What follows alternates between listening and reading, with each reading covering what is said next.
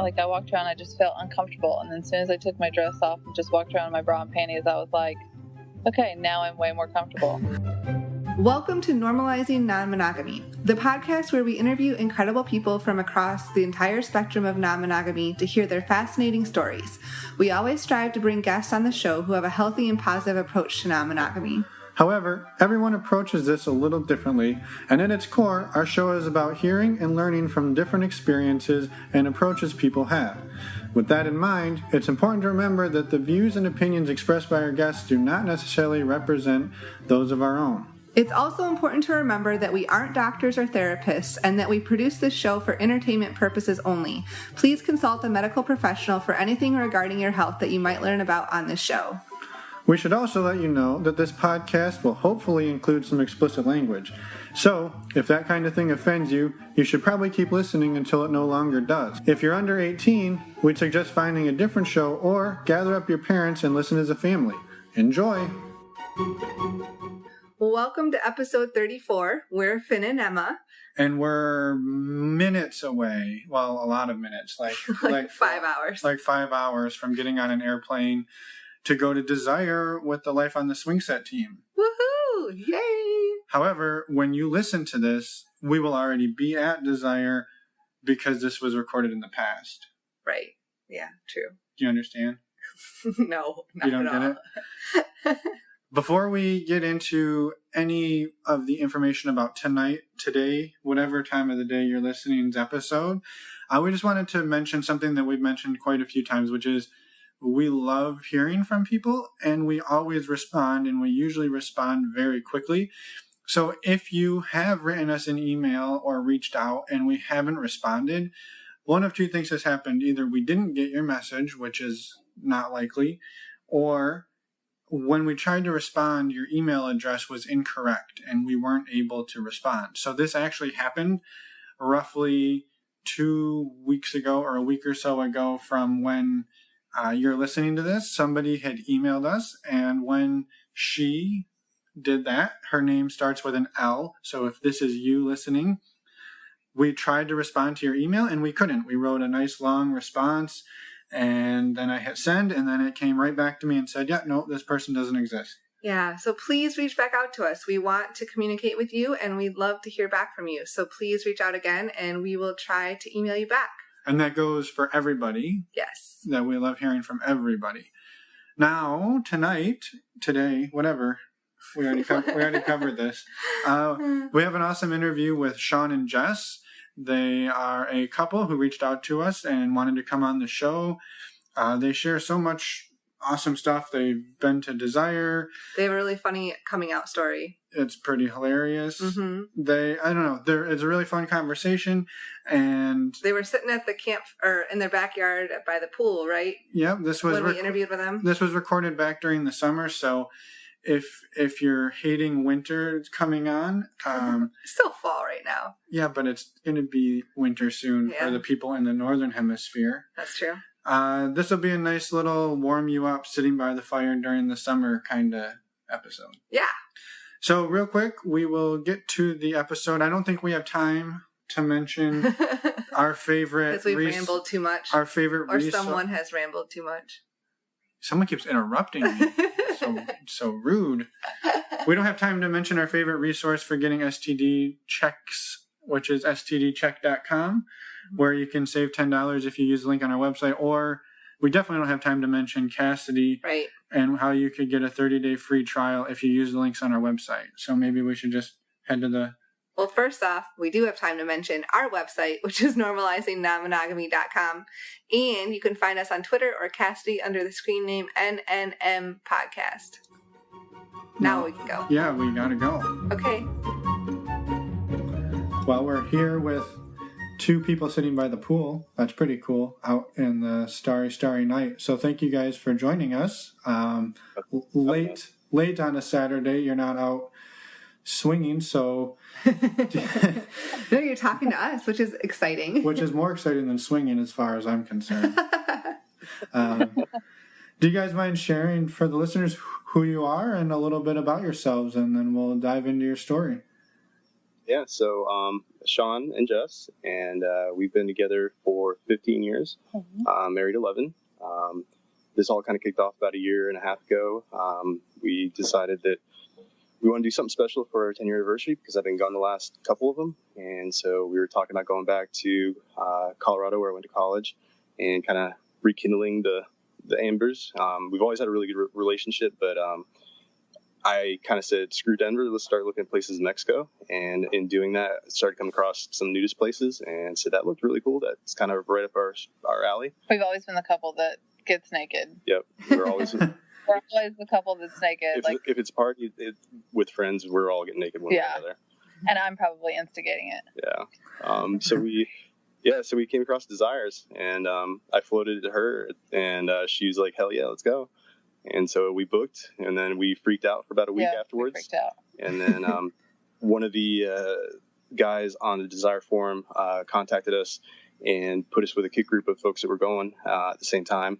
And so that started talking to people about podcasts and get educated. And we talked for probably 3 months before we went to a club, and then did a club locally. And within we knew we liked it. As soon as we walked in the door, we're like, this is us. So yeah. So when you booked Desire, did you know it was more than a nudist? Yes. Okay. Just curious. We like being naked, but not being able to do anything. I like the idea of just being able to be public and have sex and be in front of people and just no rules. Yeah. So we definitely had to educate ourselves, though. We didn't know what the lifestyle was. We knew about swinging, but lifestyle was a new phrase for us, and we didn't know the rules, and podcasts are kind of where that helped out. Right. So real quick, just if you don't mind us asking, you got looks like you're maybe roughly 35-ish, mid-30s. I'm 38. Jess is 31. Okay. It's dark. Good guess. You got right in the middle. Good job. I learned to guess low after I had a tragic incident a few episodes ago that I've edited out, so no one will ever know. But... He did call someone like 10 years older than they were. Wait, was it the woman or the male? It was the whole it was shebang. Both of them. That's terrible. So anyway, I try to guess low now. You guys are like, what, 18, 19? Yep. Just nailed it. Every year, just keep telling me that. Right. So what got you guys originally talking about it? I mean, was it just the being naked around other people and going when you're at parties and then one thing led to another, or was there... Like I said, we've always been that couple, so...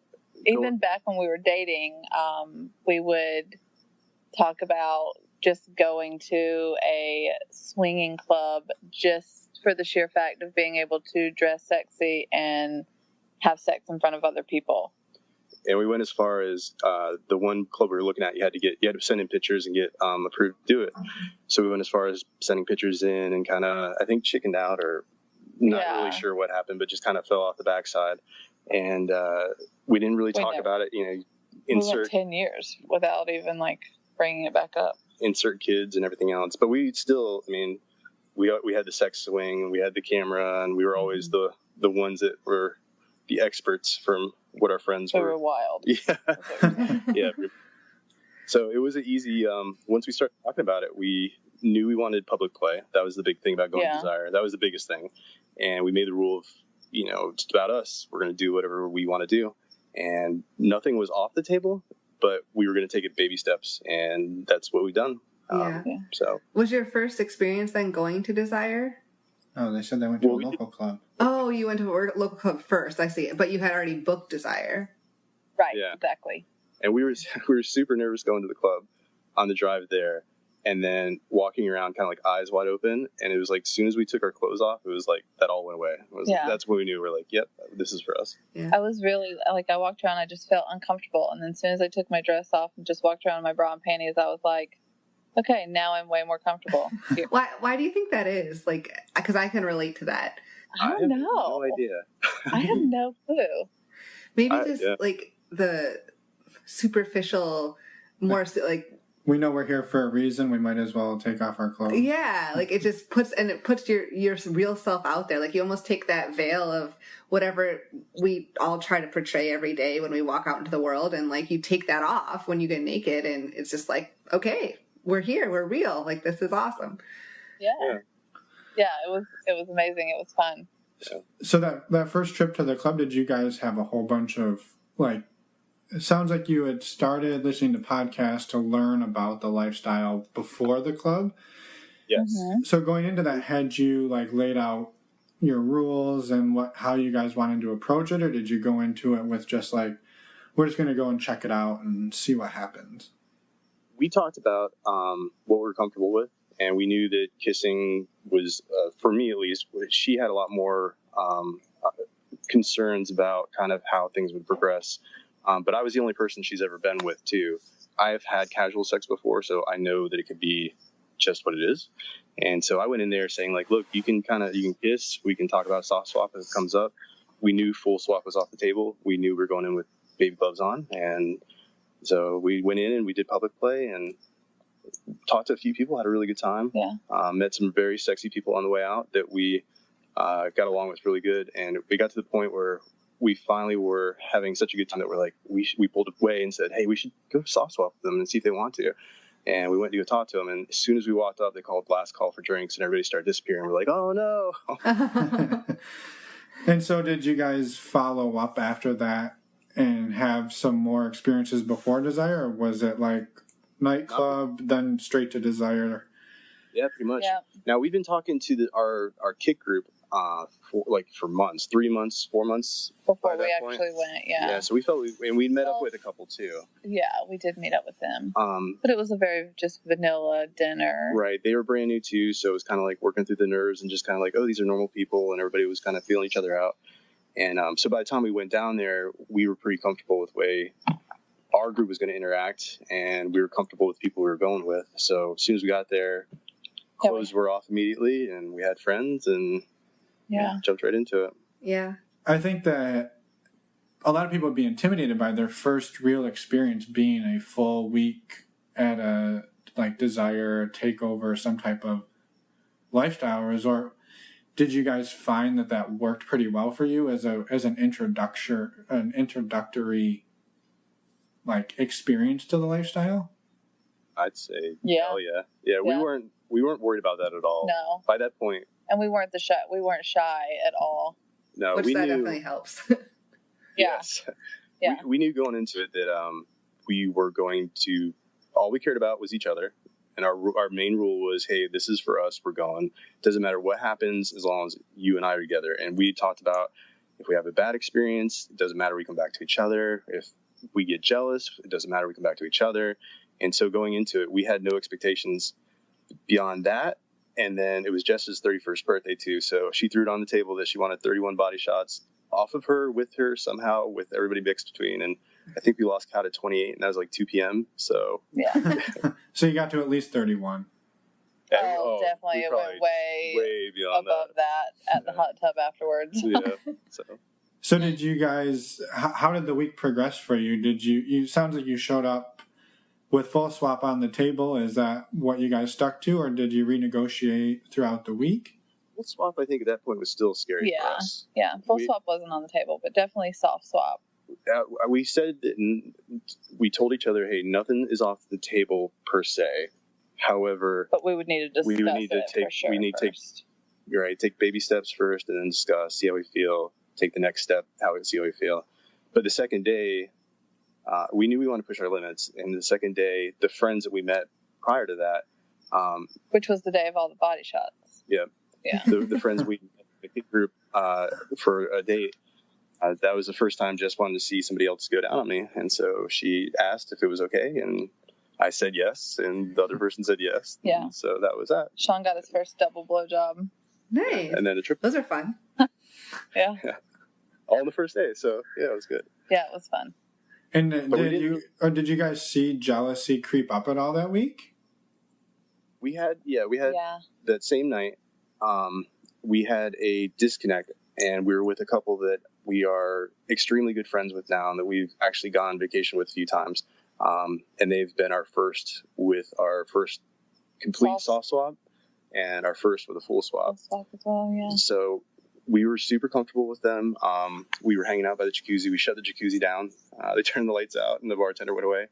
And I thought in my defense, we've been drinking all day.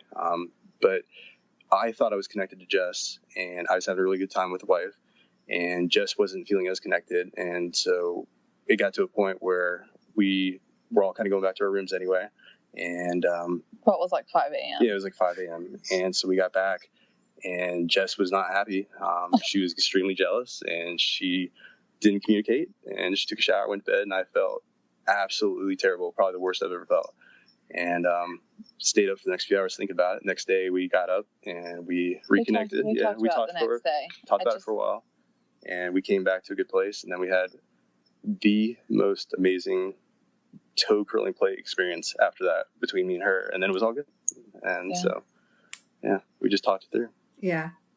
And sometimes you need to take a little time, like you said, just like to sleep and revisit in the morning, like after drinking all day, you're like, I know I'm upset, but I want to take a little bit of time before I talk to you about it. Yeah, like I felt like I needed to like gather my thoughts a little bit. Like I felt like if we would have talked about it then, I would have, said something I didn't really mean, or, I just needed to take some time. Cool down. Yeah. And have the things that cause that jealousy, have you guys been able to figure out what those were and how to avoid them in the future? Yes. Our biggest, so we've had jealousy, I'd say like real jealousy issues 3 times. And I think what we've kind of come to is if we're not getting, I wouldn't say the same play, but if we're disconnected and not noticing the other person is either not feeling comfortable or not getting what they want, that kind of creeps in. It's hard in the moment. Like I've noticed, like in the moment, it's hard to, even if you're the one that's feeling jealous, it's hard to, I don't know, like recognize it a little bit. It's not really, for me at least, it's not really until like I get home or the next day where I'm like, that's when I'm like, okay, like I don't really know how I felt about that. In the moment, I'm just like, just go with it a little bit, I guess. I'd say, yeah, the same thing for me. I knew I didn't feel super great. I didn't know why, and I was still going with it and having a really good time. So it was like 10% not feeling cool, and then 90%, hey, we're hanging out with friends and everything's great. And then it wasn't until like later that night and early that day that I'm like talking to Jess about not sure how I feel, and that's kind of what it came to. And every time it's happened, we've been with people that we are really close friends with. So it's never been like somebody that we've, just met locally a few times. It's like, people that we've seen multiple times, like right. in and out of the room, And so I think for us, sometimes it is hard, even if you understand what's going on, to be the one to pull the plug. If everyone's having fun and you're like, I'm not having fun, but you don't want to ruin everyone else's fun. So even if it's difficult, and if you're not sure, it's even harder because you're like, well, I mean, it's not bad, but it's not great. And then 6-7 hours later, you figure out, you're like, oh, I didn't like that or something, So it's you're constantly finding yourself, especially at the beginning, in situations you're not used to. You don't practice for them, right? So right.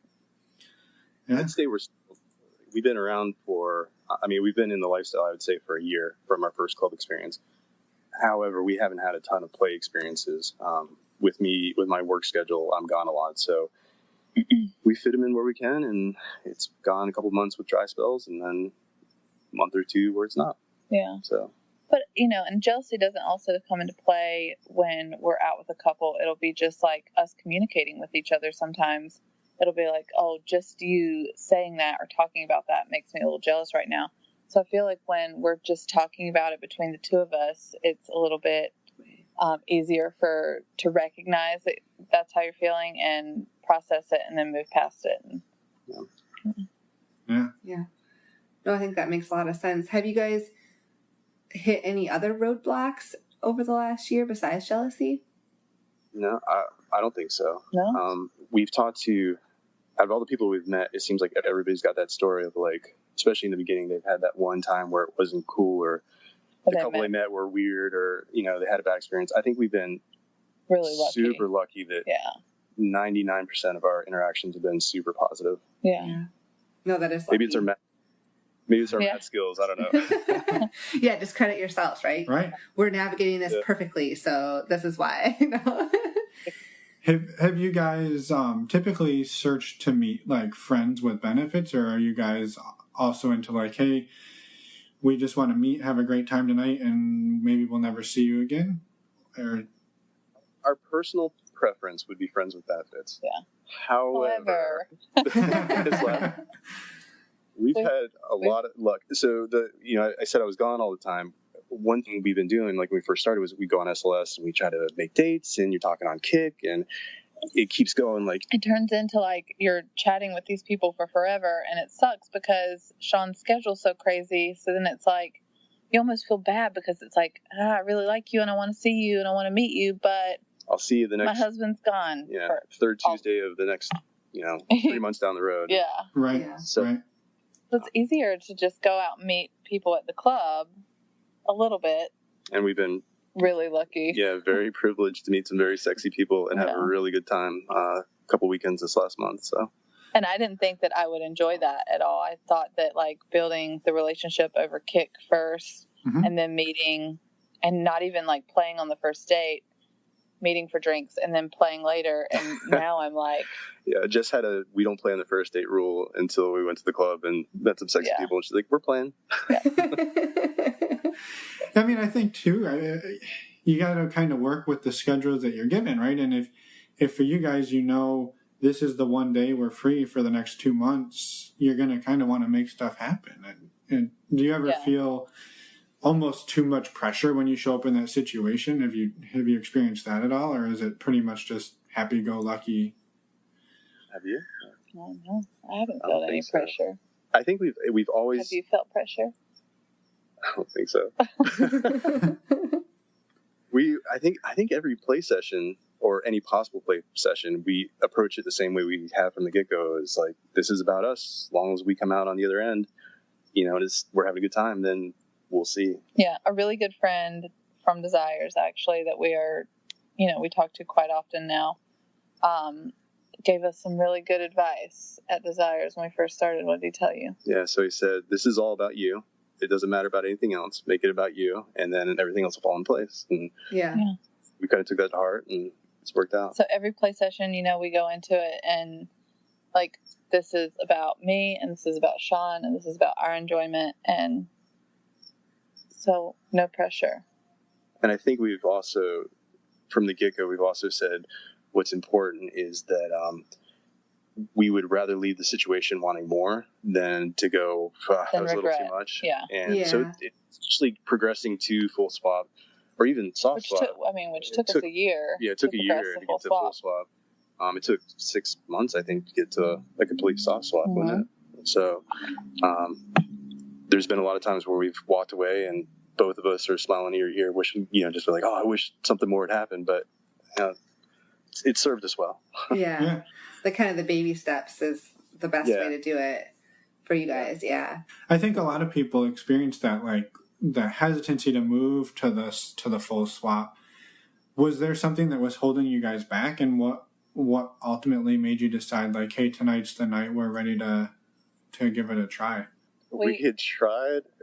We knew we were ready way before we got the opportunity to. It just felt like both of us said it felt like a natural progression. Yeah. And we were having a really, really good soft swap session, and it was like we could see it going to the next level, and we didn't because we hadn't talked about it. We knew we wanted to talk about it first, and then we tried because of schedules and because of everything else. It just didn't work out until we got to go on vacation with the couple from Desires, and we were super comfortable with them. We knew we were getting ourselves into, and they knew what we wanted.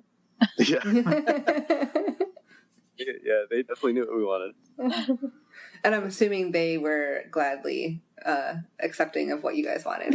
Yeah. Or I guess they fulfilled your fantasies. Maybe that's a better way to say it. We filled many of them. Yeah, a lot of fantasies with those guys. When you said what were you? No, I was waiting for you to ask your question. Okay. When you said you've learned quite a bit from podcasts and just from talking to people, can you expand on that a little bit? What types of things have you learned? rules for one. That was a big one with Mr. and Mrs. Jones. Yeah, just finding out what the rules, period, were, and then talking about our own rules.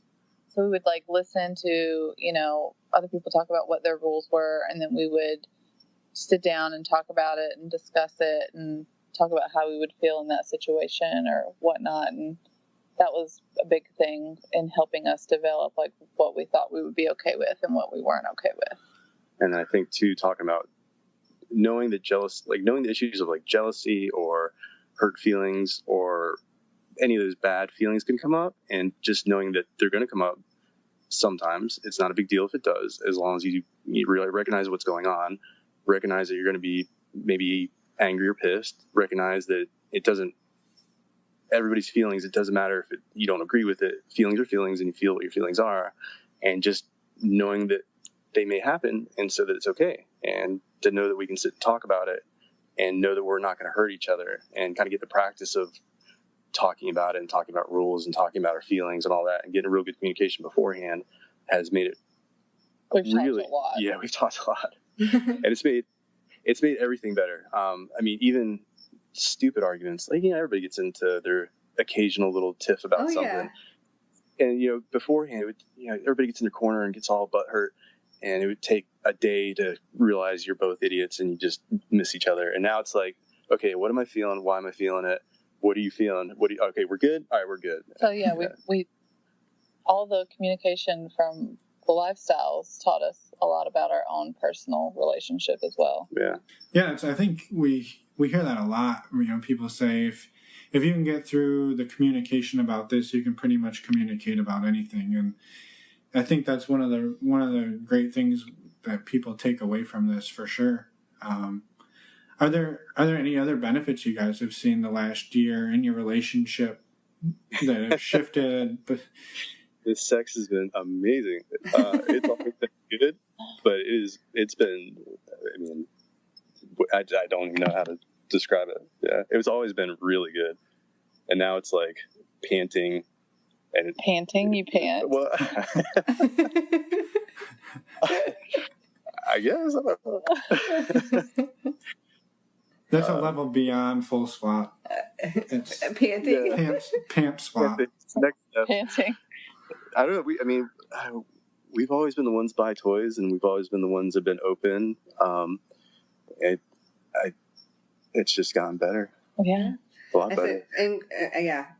Improving your sex life is a tremendous benefit of swinging. So yeah, it's a good one. So just overall in general too. I don't know. I just feel like I'm more happy in everyday life. It feels almost like a part. I don't know how to put it. Feel more alive, if that makes sense. Just you're always looking forward to something else. Yeah, I was gonna say, do you feel more true to yourself, that you guys are actually doing something for your relationship and also something that you may have wanted for a while? So I think before, like I said, we've always had a really good relationship. We've always had a really good sex life. But the year prior to getting to the lifestyle, for me, because of my schedule and because of work, and then we had our third kid unexpectedly, and you just get through the day-to-day stuff of you go to work, you come home, you feed the kids, try to get boring. It was just boring every day. Good, still good stuff. It was still good. It was good boring, but it was still boring. And so when we started doing this, and we were getting all excited about it, and just the sexy chats back and forth, and started sending pictures to each other again, and talking about what we're going to do to each other. Coming home for lunch. Yeah, we come home for lunch a lot more often. Active lunch. An active lunch. Yeah. So I don't know. It's just we're happy. We're very happy. A lot happier. We were happy to begin with. Yeah. No, that's fantastic. I think that's it's awesome, and it's good to. It's clearly by even though it's a little dark and ominous with the firelight here, you can definitely tell you guys are happy and excited. So that's really cool, I think. Yeah. One of the things you guys talked about earlier was you were always the ones getting naked at parties. Mm-hmm. Now that you're fully into the lifestyle, have you continued to do that? And have you like told those friends like, hey, now we also get naked at other parties? or have you largely kept that a secret from people? No. I think. And now, I mean, and people that we used to get naked with, like now they know that we're in the lifestyle and they still come hang out and get naked with us. I know. I mean, more now, I think. Yeah. We were really, we wanted to talk to people. Like we had our kid group, which was a lot of fun, but you want somebody to share your secret with. Yeah. And so we were looking kind of when we first started, like who can we trust to tell? And my brother and I are really close. And so I thought I'd share it with him. And he was kind of your person for a while. Yeah. And he said, as soon as I told him, we were expecting like, he would be super, oh my God, I can't believe you're doing that.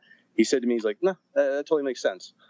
And yeah. All of my friends said that too. And is that your only sibling, just out of curiosity? No. Oh, no. Okay. No. Okay. So it's just... Yeah, I'm the oldest of four, and they all know. Oh, okay. Yeah. So you guys are more or less out to everybody in your lives at this point. Yeah, like my mom knows, Sean's mom knows. Now. Yeah. So how did that conversation go, out of curiosity? Because I think that's not something you hear every day. Yeah, and I've always been really open with my mom. Like, I'm the only child for her, and I've never really hidden anything. She's always, been that mom that's, if you ever have a problem or whatever, you can come to me and tell me everything. So when we decided to get into this, like, she knows everything about me. So it was no different for me to go and tell her what we were doing. So, and she didn't say anything. She's just like, okay. And sometimes she'll even come over and babysit for us to go out. Yeah. And she has to do. And what was funny was after we told my brother and her mom, and they were like, yeah, that makes sense. We started telling other friends these friends we consider family. Like we're very lucky that we've got a core group of friends that we consider family. Their kids call us uncle and auntie, and we do the same with them. And but to a T, every person we told said this about the same thing. Like, oh yeah, it totally makes sense. Mm-hmm. So I guess we were that way to begin with. You had that swinger vibe.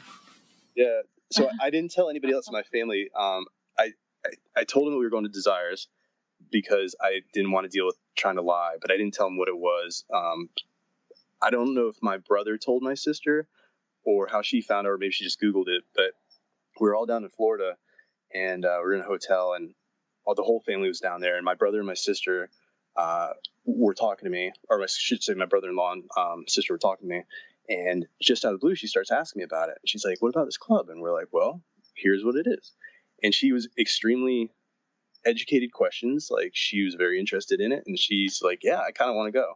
And so we started talking about it. And at some point, my dad had walked by, and it was an ill-timed joke, but I had mentioned somebody's name, and he said, oh, is that one of your swinger friends? And I said, and I thought that he just knew. I just assumed that he knew. So over Easter, we went to go see my parents, and my brother and his family came up, and we were going, while we were there, we were going to have my parents and my brother babysit the kids so that we could go to Buffalo and Toronto to meet our core group of friends. Yeah, the group of friends from Desires that we've gone on vacation with. So I think we had 6 couples, I think. Yeah. Mm-hmm. Or it doesn't matter. So while we're getting ready, they had mentioned, you hear about the black ring signifier swinger, mm-hmm. and our friends all have them. And it was about a year since we had pulled the trigger to go to Desire. So we're like, you know what, let's just get some black rings, and that'll be our funny little gift to each other. And so we were spending the whole day on Amazon trying to figure out our ring size and which ones we liked. And my mom was in the room, and I just assumed that if my dad knew, my mom knew. And so I guess about, sometime during the night, it's Jess, me, my brother, and my mom. And my mom turns to us, and she's like, what exactly does this black ring signify? And my brother just starts tripping over his tongue. He's like, it's like a new age love thing, or a hippie thing. And Jess just looks at me, and she's like, I don't know, Shawn, what is it? And I turn, and I'm like, well, it signifies that we're swingers. And my mom, if you could have seen, it was like if a nun had to poop while playing poker was the gift I got. The Irish Catholic in her came out. And I was laughing so hard. I was crying. I could not stop laughing. I could not believe that he was just so nonchalantly like, this is what we are. And But yeah, so my brother, everybody's cracking up, and I'm just like, oh Lord, what happened? And my brother, he's like, okay, I gotta go outside. And then Jess is like, I'll go with you. And they both left me there. So I'm sitting there looking at my mom, and she's looking at me, not saying a word for about 30 seconds. And I go, okay, so now you know. Apparently you probably have questions. So if you have anything to ask, go ahead. And she didn't say anything. I said, okay, well, I'm going to go out over here. And she asked questions later, but then the very next day she's like, well, if you guys want black rings, you can check out this jewelry shop. Or yeah, so maybe not agree, but at least loves us anyway. Yeah. So your dad didn't actually know. He just made a joke, and it was the weirdest ill-timed joke. Yeah. Yeah. And it set the trap for you months later to out yourself to your mom without realizing you were doing it. We would have done it anyway. Yeah. Like I said, we are who we are. Line's too hard, so it's. And they knew, like when we went to Desires, you know, she had specifically asked me about it, and I said, "Oh, you know, it's a clothing optional resort," which is what I told her, and she was like, "Oh, you know, we've been to one of those before." So I just thought they knew. Yeah. They know now. They know now. That's hilarious. That's really funny. Yeah. The fact that that she was so nonchalant is hilarious. So have you guys gotten any pushback from anybody? No. No. That's amazing. Yeah, that's very good. I mean, and it's encouraging too to hear that people are starting to come out more and not getting a ton of pushback. So happy to hear that. Yeah. We have a lot of lifestyle friends that come from conservative families, and we hear the stories where they can't tell anybody, and that sucks. Like, I get it, like, job wise, especially if you have a high profile job, I get it. That sucks. But not being able to tell the people that you care about, they're super close to you, that would be tough for me. Yeah. Right. So I already feel like, you know, I was telling Shawn the other day, like, just between, like, you know, my kids, mom, friends and stuff, like, I feel like I'm just with them, like I'm leading like a double life a little bit. Like, I have like all this sexy time with Shawn and the sexy chats and all this build up, and I feel like with him I'm one person, and then with them I have to be another person. So I love that we just have those vanilla friends where we can be completely who we are. Mm-hmm. There's been times in the past where we're lucky that Jess has her mom and her cousin that can come up and babysit. It's a short flight and it's cheap. So if we have a long weekend, or if we're going out for, you know, an overnight trip, it's worked out where they've been able to come up, and it's been really good. However, we have also had days where we had our vanilla friends over, like friends of, you know, moms of friends of our kids. And so we've had, the night before, we had this really amazing sexy time. Her cousin knows. We want to chit chat about it, and then we've got the vanilla friend over here. So we're like trying to talk in code while we're like doing the vanilla thing and back and forth, and try not to trip over our own tongues. And it gets tricky sometimes trying to juggle everybody. We've in just the last couple months had some parties where we've introduced some lifestyle friends to some of our vanilla friends, and you know, only half of the people know, right? And so you're starting to just like, well, how do you know these people? Why haven't I met them before? And you're like, oh, I don't know. And you just kind of like make something up, and then trivia. Yeah, you have to remember the things you can and can't say, and it can be a lot of work. So yeah, it's so much easier just to be open and honest with people. And the fact is that I don't know. I think so many people out there just have no clue that this world exists. I mean, I know we got into it really early, but I think that there's a lot of people that don't even, like, would be shocked because they have no idea they even exist. Yeah. Yeah, I mean, that's kind of what you guys said early on, right? That you started being naked at parties, and then you dove into the world of podcasts, and you learned a whole new world was there. Did you have any idea that it was as big as it is when you started doing that? No. Like, so we saw a TV show, I don't know if it was Taboo or something, back when we looked at doing the club back when we were dating. And so we, they talk about swingers, and it was like taboo and, such a kind of fringe thing, but they didn't talk about lifestyle as far as all the different levels or like kind of what it really was. As far as we knew, it was just people getting together and fucking, basically. So the whole actual lifestyle element of it, where it's like you and your couple or you and your spouse or whoever becoming closer and doing it as a couple or however you choose to do it, that was all new to us. So that was, I guess, one of the biggest things we learned was like how close a lot of these people were and how they were kind of putting their marriage first, I guess. I mean, I don't know. Does that make sense? Sure. Okay. Yeah. Have you found that your lifestyle friends now are closer friends than your vanilla friends? Or it sounds like you guys had pretty advanced vanilla friendships. Maybe. Open mind. Yeah. So it sounds like there wasn't a lot of. I wouldn't say that all of our lifestyle friends are closer than our vanilla friends because, and I think maybe because we travel not travel so much, but because a lot of our really close friends don't even live here in New Jersey.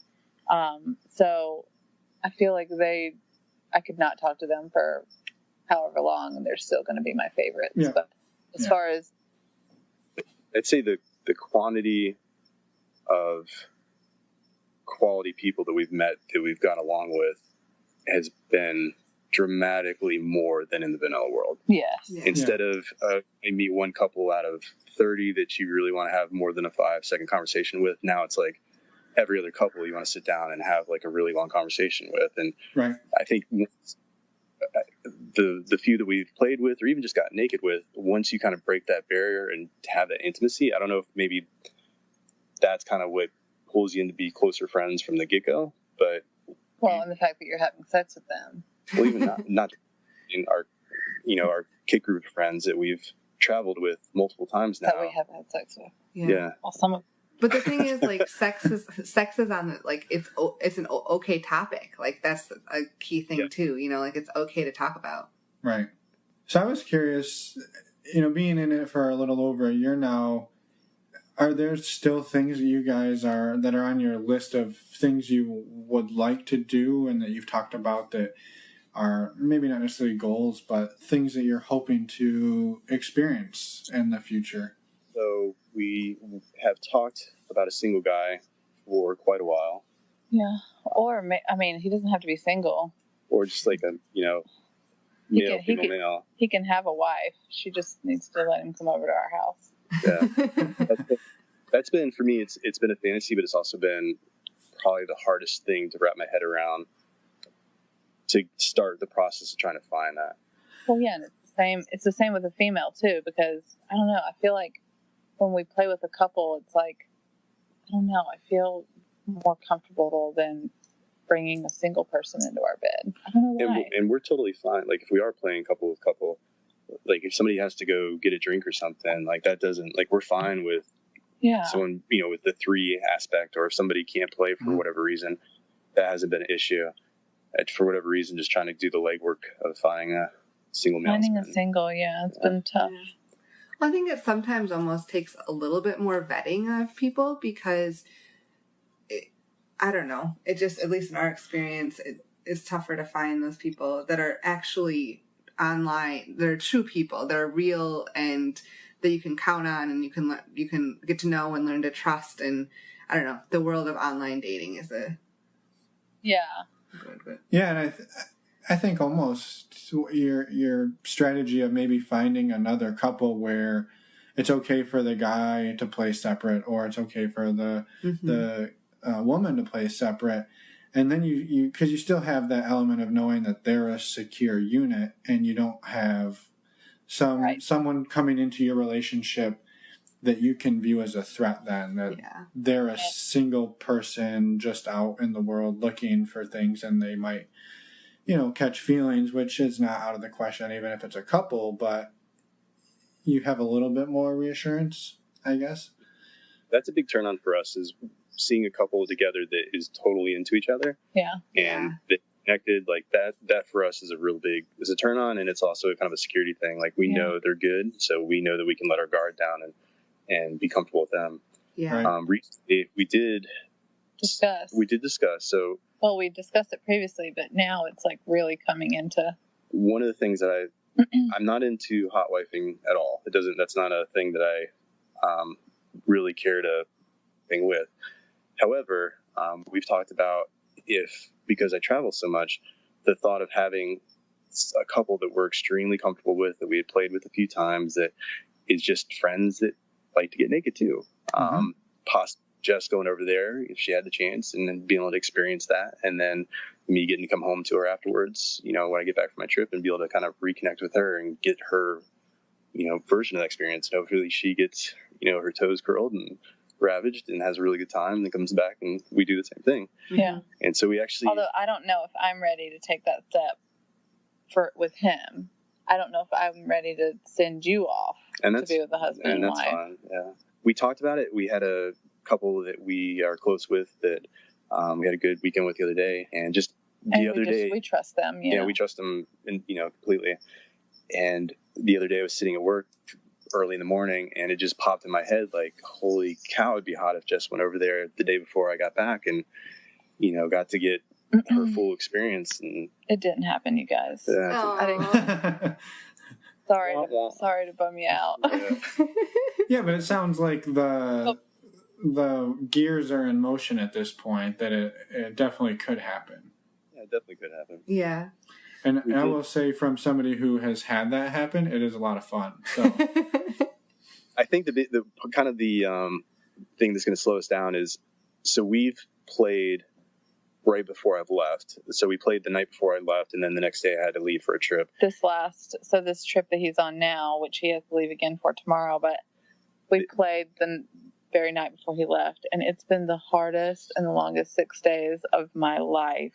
It's just, we had a really good experience, had a lot of fun, and just that reconnect. I think we needed like a full 24 hours to reconnect and just have me and him. And he still stayed home till like 5 o'clock ish. Yeah. But still, that just wasn't long enough. It's like all day. So instead of reconnecting, all I could think about was like, okay, you're leaving me. And we've been on pins and needles. Last night was a really good night. Yeah, we may have woken all the neighbors. Yeah. That's a successful night. But I think with sending Jess off, I don't. It would have to be the day, at least for the initial. It would have to be the day before I got back, because there's no way I could last 6 days or 5 days or 3 days waiting to get back to you and reconnect. That'd be terrible. I wanted to mention too, like when you said that, Jess, you're not quite ready to send him off. I think it's one thing that we've learned in this lifestyle too, is like, it's okay to be on different pages as long as you're open and honest about it. Like, I know Finn was more interested up front in me playing alone than I was having him play alone. And that happened first. But then eventually I got to a point where he's had a couple of experiences playing by himself, and it was kind of baby steps into that. And I don't know why it took me a little longer to get comfortable with that. I think probably jealousy, but that's something that it can take time. And I think it's fine to be on different pages about and work through that over time. Yeah. And I'm not saying that I'll never get there, but and I think eventually I just need time. I don't know if I have much interest to do that, just because part of what this whole experience is for me is watching Jess. And that's been one of the greatest things about this, is I get to see the things leading up to dates or flirting that I never got to see when we were dating. And so Jess gets this very nervous, cute smile that drives me crazy when she's texting and flirting and, kind of getting worked up or getting nervous before a date. And I get to see, all those things that I never really got to see when we were dating, and it's super sexy. It drives me crazy. So part of my thing is being with her for the experience. Not that I wouldn't have fun if I got sent off to whatever, but for me, it's not as fun as it is to hear her experiences or be with her or see her have her experiences. Right.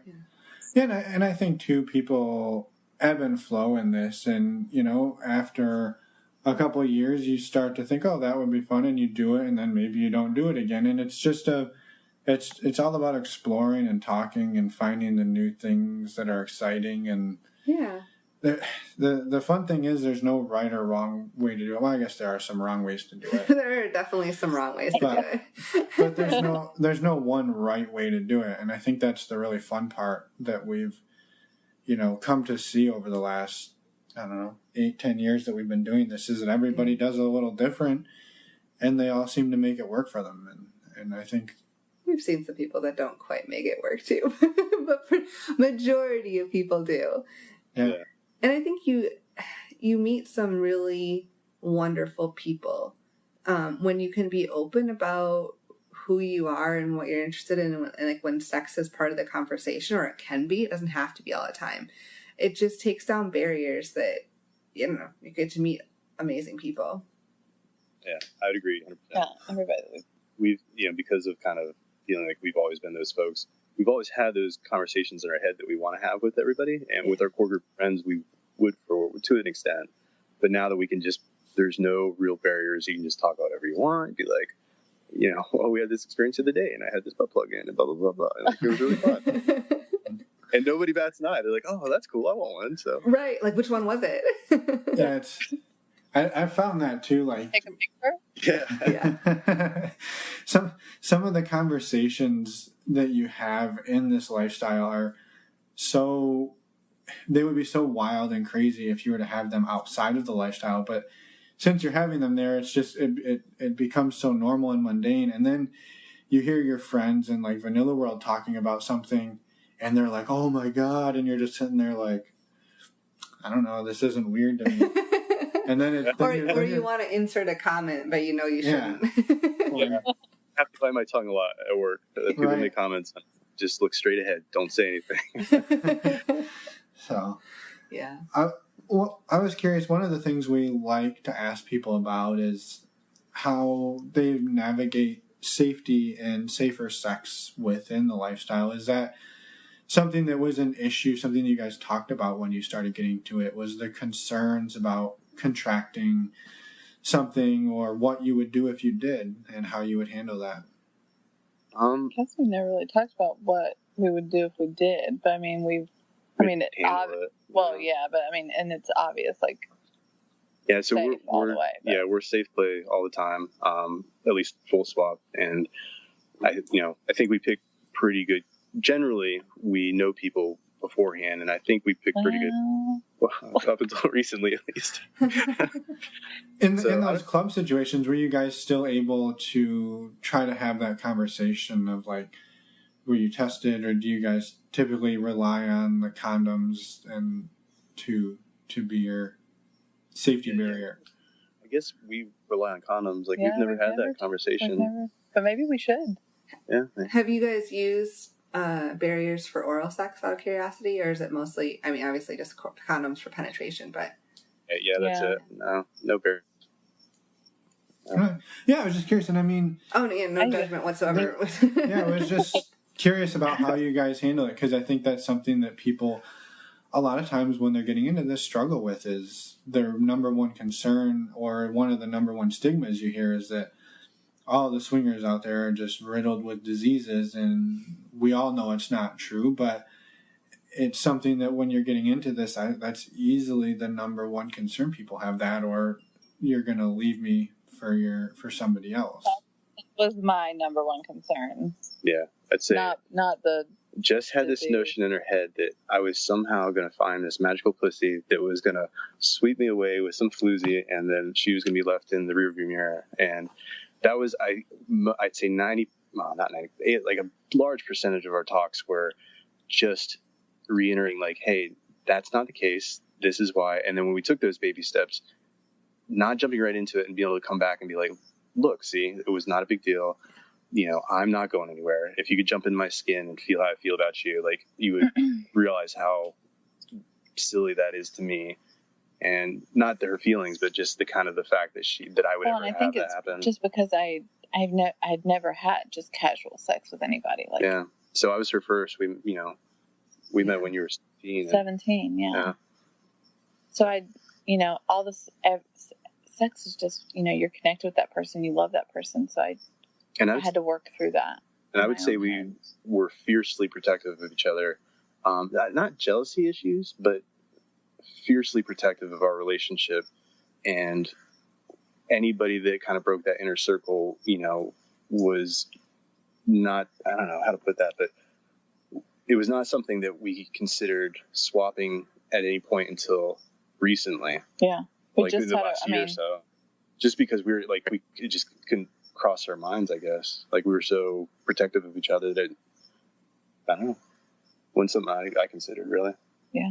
I mean, I still thought about other women because they're hot, but that has nothing to do.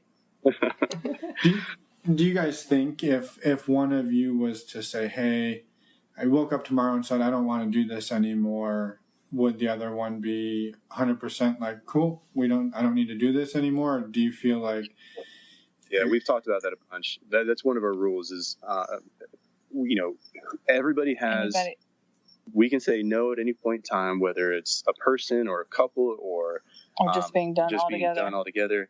But I think, that being said, being able to go away from the sexy lifestyle and being able to be open, and even I'd say going to clubs and just being with each other, that would be hard. We'd have to talk about that. I like being watched way too much to give that up. We do like being watched. Yeah, it doesn't seem like it's going to be an issue. I was just curious, like, if you guys have talked about that, like, if one of you says, hey, we're done.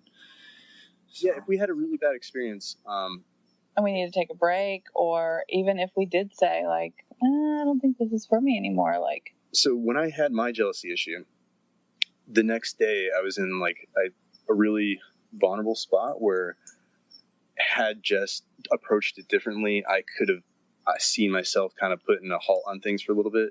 And it would, like, nothing even happened. Like, she didn't cross any lines. She didn't break any rules. Nothing really happened. It was just a feeling that I had. It was just like that uncomfortable, like, and it got in my head. And the more I thought about it, I'm like, I don't like it. This was like after a night of play with other people? We didn't even play with them. No, we just kissed and touched. And so, had just been like, oh, what are you talking about? It's no big deal. I would have put up my barriers immediately. But instead, because I guess we had the practice, she was like, cool, and talk about it. Let me know what's up. And it took a little bit of me just kind of working through it. And then by the end of the car ride on the way home, I'm like, full on, we're good. No big deal.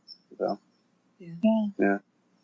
Because you're allowed to feel whatever you want to feel, and we'll work through it. Yep.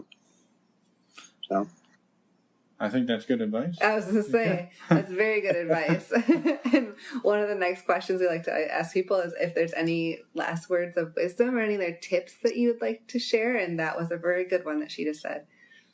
Yeah. I mean, for us, I don't feel like we're experienced in any way, shape, or form, but the biggest thing for us was getting educated as much as possible before you take the first couple steps.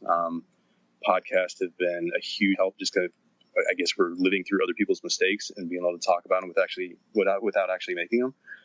So that was huge for us. And then after that, just ripping off the Band-Aid and like jump in and, see where you end up, just make sure that you're good with it and you keep talking about stuff. Yeah. And if you happen to make one of those mistakes, you'll work through it. Like you said. Yeah. And we've said you're allowed to feel what you're going to feel and just talk about it and work through it. And that we've said, when we do our talking, like, we're going to make mistakes and we're allowed to make mistakes, and that's not the end of the world. You fix mistakes and you go from there. So the fact that we've gone into it and we know we're going to fuck up at some point, somebody's going to do something, or we're not going to be connected, like, or we're going to miss a cue, or you're going to think I'm thinking something and I'm not. But that's okay. And we work at it, or we talk about it, we work on it, and then we know next time to kind of look out for it. Yeah. It's good. Yeah, that's fantastic. Mm-hmm. So you guys have shared a lot of your resources and tips and tricks. So I have a curveball question that we've only asked one other time. Go for it. Okay. Your funniest lifestyle blooper that has happened for either one of you or both of you. Oh, you have to tell the condom story. The condom story. Yeah. All Do right. you think that's it? Yeah, I think that's a good one. I wasn't paying attention. So, this couple that we're really good friends with, that we had gone on a date before, but they invited us to their house, And I was really nervous about going to someone's house because it's like when you're out in public, you're like, okay, you have that out, yeah, and then you go to somebody's house and you just never know. So I was very nervous leading up to going out with them. Yep, and we thought for sure that and I think they said it maybe it was still on their profile, but I thought for sure that they were soft swap only. And at the time, we were just soft swap. Yeah, we'd already talked about like, hey, I think full swap's eventually on the table, but we walked into their door not thinking that we were going to play at all. Yeah. Like we thought for sure we were going to have some drinks and talk and then go home. And they pulled out a Jenga game. Things got moving with some swinger dares. Was fun. Yeah. And we ended up getting up to the bedroom. Now, at the time, leading into that, Jess had a rule that I wasn't allowed to. Sorry, I just don't want you to say it. I won't. Okay, no, go ahead. It's okay to have dumb rules at some points. We all have them. So she didn't want me to, because it was kind of a new thing for me to finish on her. That has never been something that I liked, and she's never really liked it. And recently, it's been something we both kind of liked. So the rule was like I couldn't finish if she was into it. I couldn't finish in her mouth, and I couldn't finish on her. And so I was a little bit like, that's a weird rule. Like, what do I do with it? He gave me a hard time about it because he's like, well, where do we want do me I need to do stop it? And I'm like, no, you put it in your hand or in the condom or whatever. Did I shoot on the wall? Or I don't know. Up in the ceiling fan, just yeah. So okay. So that was a rule. And then we get into the situation where we're soft swapping and having a good time. And then she turns to me and we have to lay out the other side of the story too, because where was I at when she did that? I don't know. You were 69 and yeah. So I was really busy. And so she turns to me after we soft swap for a little bit and she says, "Hey, do you have a condom?" I'm like, "Condom? No, I don't have a condom." She's like, "Wait, you don't have a condom?" And then Jess pops her head up. She's like, "Not allowed to do that." And she's like, "Wait, what?" And she's like, "Yeah, he can't come." And I knew that she meant that I can't come on her. And the confusion on everybody's face, I saw the whole thing. So I knew where the confusion was. I knew that she was like, "What the hell?" I only heard part of the part of the story. I was busy. So the wife is thinking, she's like, "So he can't come? What are we doing?" And then she's over there like just going. Meanwhile, as the conversation's going, the husband goes, "I'm gonna come," and then he comes. And so we had to kind of like take a break for a second and be like, okay, we're not full swap yet. It might be on the table if we had more time. And then we kind of explained what was going on, and we've moved past that rule now. Yeah, so but that was like that, just the cone of confusion where everybody's like, "Wait, he can't come? What the hell?" And just did not get what she was saying, and was just completely oblivious. Probably because she's a little busy at the moment. Yeah, I only heard part of the story. Yeah, I think that was a good flipper. Yeah, it was a good flipper. The miscommunication. Miscommunications. Well, and for some people that may be a rule. Like if somebody's not allowed to come, maybe that's a part of like the teasing aspect of that couple's play or something. But to not lay that out and not say that ahead of time, and then just like throw it out in the middle of plays. We screwed ourselves because they asked us ahead of time. They're like, "Well, what rules do you have?" And we're like I guess we don't have, because we thought it was soft. So we're like, I guess we don't have any rules. I thought they were just soft too. And I think we were still a little embarrassed to be like, "Yeah, I can't come on you or in your mouth." Like it just felt weird to say. So I just kind of deal with it when it happened, and I didn't expect it to happen like that. No. We've moved past that now. Yeah, we're good now. Now you can come on anybody anytime you want. Yes. That's hilarious. Well, I think that's a perfect place to end it. Unless you guys have anything else you want to say and get off your chests or on your chests, whatever.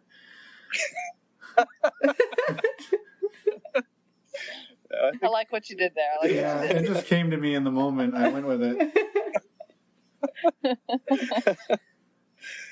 I don't think so. No. All right. I really appreciate you guys taking the time to listen to our story. Oh, absolutely. We love that you guys reached out to us and were willing to share it and stay up late for us. We appreciate it. One other really quick thing. You mentioned a whole bunch, you learned a lot from podcasts. Is there any resources that you'd want to tell other people that you really benefited from? So the Joneses, Mr. and Mrs. Jones. yeah, we got a thing. Their episode about, I think it was episode 25 about rules. Ooh, you even know the episode number? Well, it was that one that stuck out, and I talked to you about it. And then there was one where they talked to I think a psychologist, but she was also a swinger, and so she talked a lot about the lid flipping and like, you know, what to expect, and that kind of made it easier to recognize when we're like, oh shit, we're pissed about something. Yeah. To be like, okay, well, here's what's happening. Here, let's back off. Let's figure out what's going on. Right. And then Swinger Diaries has had a lot of really good information too. Yeah. Yeah. And I would say Mr. and Mrs. Jones is my favorite though for like learning good information. Yeah. And then that couple next door has had a lot of really good stories, very sexy stories too that we've liked. But, yeah. Cool. Excellent. Thank you. That Perfect. was helpful. Well, yeah, thanks again for sharing and for coming on. We really appreciate it. Yeah, we had a great time talking to you guys. And we will keep in touch and have a wonderful rest of your weekend. Yeah, thanks. You too. Bye. Bye. Bye. You're going to do our It's Us Again. I was going to say, we're back. Oh, that's different. No, it's not. So thank you to Sean and Jess for reaching out, coming on, and sharing their awesome story. And yeah, I don't think we got much else to say about them. No, it was great. We had a wonderful time talking to them. Yeah, and we've actually been in touch with them recently. Things are still going great for them. They're actually doing more stuff than they've ever been doing before. So yeah. Congrats to them. Exciting. Next week, we have an interview with a single guy.